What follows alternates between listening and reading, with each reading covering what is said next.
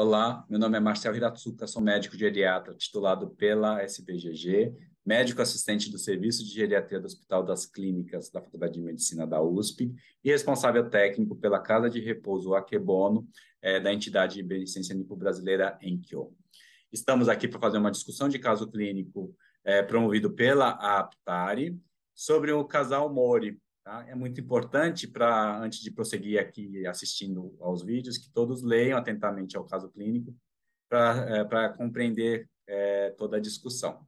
Tá? Então, o casal Mori é um casal octogenário em que eles são Nikkeis. E o que significa Nikkei? Nikkei é o termo em japonês utilizado para denominar as pessoas, os japoneses que nasceu no Japão e que mora regularmente no exterior e seus descendentes. Então, por exemplo, o senhor Mori ele nasceu na província de Hiroshima e ele mora no Brasil desde seus 21 anos de idade e ele é a primeira geração que chamamos de Issei. Sua esposa, por sua vez, ela já nasceu no Brasil, é filha de japoneses e é segunda geração e ela é Nisei. E isso conota a importância que o japonês dá, a cultura japonesa dá para as relações intergeracionais e cada geração tem uma denominação específica. Então, Issei, Nisei, Sansei, Yonsei e por aí vai. Eles desejam ter uma avaliação para moradia em instituição de longa permanência, isso apoiado aí pelo filho mais velho durante a consulta. E a questão é quais são os cuidados especiais que profissionais da saúde, especialmente aqueles que são especializados no atendimento de idosos, devem ter para assistência de minorias de imigrantes e seus descendentes. Então, a discussão principal aqui está relacionada com como que acontece o processo, como que é o processo de aculturação impacta na saúde e na assistência à saúde dessas pessoas. Nós que somos geriatras, gerontólogos e especialistas em gerontologia, já temos desde a nossa formação a importância e a incorporação da história, da cultura, das tradições, da forma de se comunicar, muito além do perfil de risco de doenças de funcionalidade, na abordagem de idosos. Isso vai se tornar mais importante, teremos uma ênfase nisso nas minorias étnicas de imigrantes, pois são pessoas que vieram de um outro país, de uma outra cultura, e que moram aqui no Brasil, e a mudança de local por si só já traz mudanças também de comportamentos, de hábitos, de valores morais, e que isso deve ser avaliado desde pessoas que mantiveram, no caso aqui, tradições japonesas muito firmes e muito preservadas, porque moravam em uma família, em uma comunidade muito fechadas, a pessoas que se adaptaram completamente ao modo de viver brasileiro. Então, esse contínuo, entender em que ponto que essa pessoa está no contínuo é muito importante. Tá? Eu coloquei aqui alguns pontos que eu acho são importantes na abordagem desse caso, que é, por exemplo, o contexto histórico. Então, entender que a imigração japonesa tem dois fluxos, dois picos, lá em 1908, quando chegaram os primeiros imigrantes, e depois no pós-guerra. Aqui, se nós fizermos a conta, o senhor Mori veio no pós-guerra. Provavelmente os pais da esposa vieram no pré-guerra. São imigrações diferentes e que isso pode impactar diretamente. O senhor Mori nasceu em Hiroshima e sabemos todos na história que Hiroshima foi bombardeada e sofreu um ataque atômico. Isso provavelmente pode ter impacto na saúde do senhor Mori. Ele pode ser um sobrevivente à bomba atômica, por exemplo. E a gente vai ter que abordar tanto questões de saúde, rastreio de neoplasias, por exemplo, quanto de questões de saúde de ordem mental, pois todo mundo que passa por uma guerra pode sofrer estresse pós-traumáticos bem graves.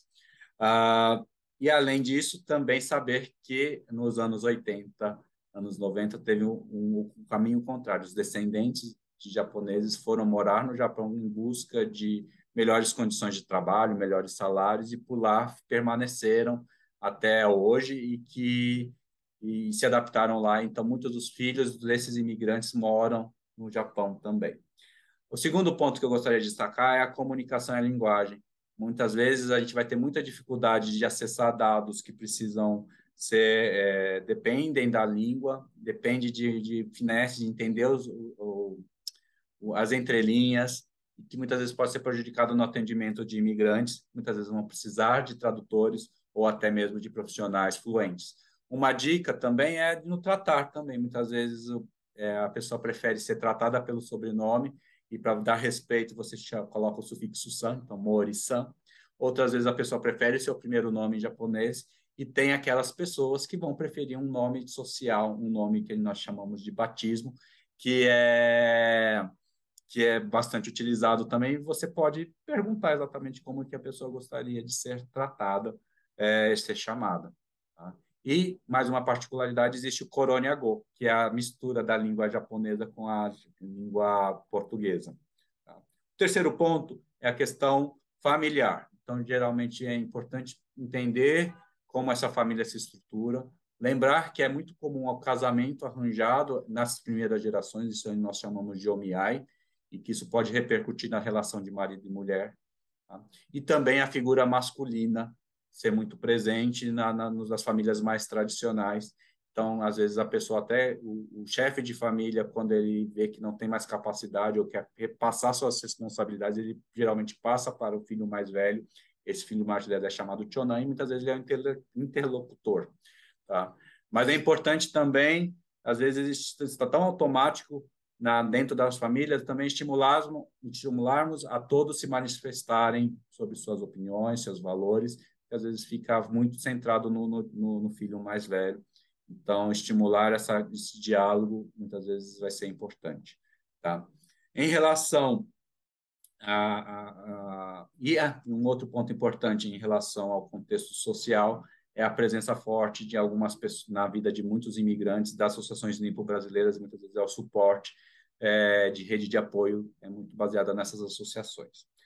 Terceiro, são as questões socioculturais. Então, a parte alimentar, nós sabemos que a comida japonesa não se limita a sushi e sashimi. A comida do dia a dia do Nikkei é muito arroz branco, temos conservas, às vezes uma menor quantidade de carne vermelha e maior quantidade de peixes, outros temperos, ingredientes são incorporados e que isso também pode impactar tanto quando você vai avaliar risco de doenças, então tempera-se mais com açúcar, então é ruim para a parte do diabetes.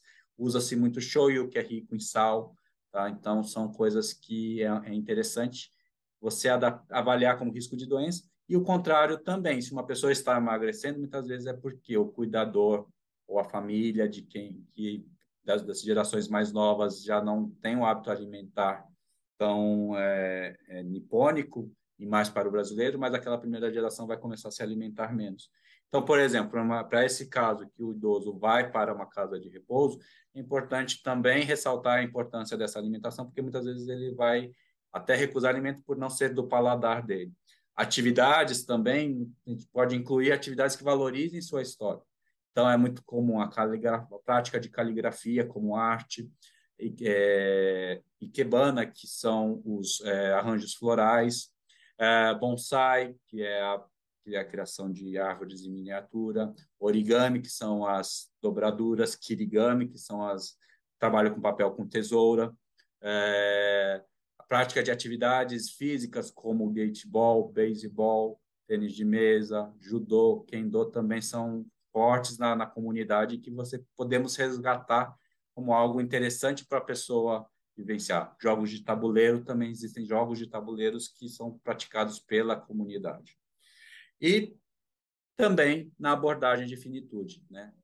É muito comum escutarmos que o japonês nasce shintoísta e morre budista. Então, na discussão de finitude, às vezes a gente tem que entender um pouquinho que essa questão muito serena, muito às vezes aparece racional ou fria para quem não está acostumado de que a morte faz parte e que eu não desejo prolongar a vida, pois a vida é um ciclo e que a partir da morte eu parto para um próximo ciclo.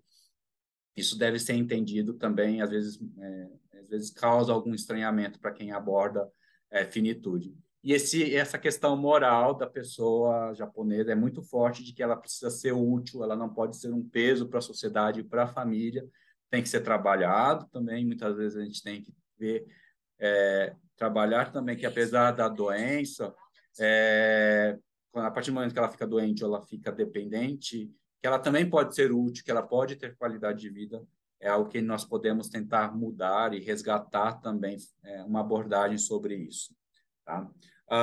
E, por último, as peculiaridades da saúde da pessoa. O que significa isso? Ver o perfil que aquela minoria étnica tem de doenças. Então, o imigrante japonês ele pode ter maior risco de câncer de estômago, maior risco de obesidade, maior risco de diabetes, e tudo isso, maior risco de depressão. Tá? Tudo isso tem que ser abordado e tratado, porque muitas vezes, que nem eu disse, às vezes pode ser negligenciado pela cultura japonesa, ser negligenciado aí como algo natural do envelhecimento, e que a gente pode melhorar muito a qualidade de vida. No caso do senhor Mori, tratamos aí, fizemos um teste terapêutico antidepressivo, incorporamos a alimentação japonesa para ele, junto com alimentos brasileiros, equilibrando a dieta dele, tratamos a dispepsia dele, ele não tinha câncer de estômago, felizmente, e ele conseguiu ganhar bastante com a reabilitação, misturado com atividades que eram do passado dele. Estimulamos também a esposa a não ficar limitada, tão presa aos cuidados, que ela sentia como uma obrigação, e também fazer atividades que ela gosta, e melhorando a qualidade de vida dela também. E tudo isso aqui é para encerrar nossa discussão e promover a reflexão, nosso olhar atento de quando estamos atendendo idosos imigrantes, não só japoneses, como de outras culturas, seja ela asiática, europeia, sul-americana. Pensem em entender como é esses processos de imigração e de aculturação do imigrante. Muito obrigado.